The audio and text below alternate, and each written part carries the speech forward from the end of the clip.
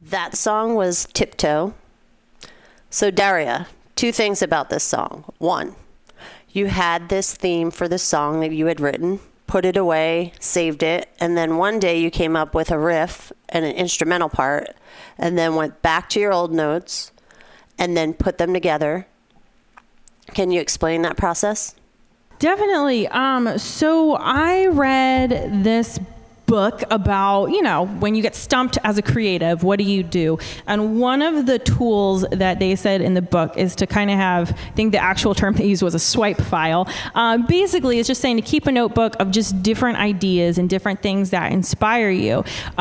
So I have two of those. I have one that's musically, a kind of binder of just musical ideas. Some of them come from classical things. Some of them come from like things I hear on the street. And then I have like a lyrical folder that's really just ideas, whether it's from news stories or conversations or people. So yeah, I had put together basically the instrumental part of this song.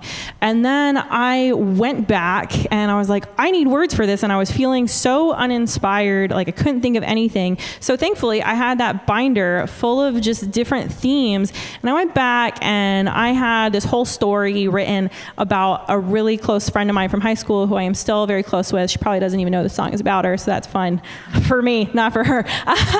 But basically the story is she was just like a pro at sneaking out of her house all the time, and had different strategies as how you could tiptoe in and not be heard and not be caught. And I have this one lyric that's like, we were made for laying low till the sun rises in the back window. Oh, oh, oh. She would literally be able to stay out until 6 a.m., wake up like within a couple hours, and like no one would notice. And there was definitely a couple times where I had the adventures of getting to go out with her in some of these excursions. So yeah, that is the story. Definitely not to be confused with when George Costanza says tippy toe, tippy toe.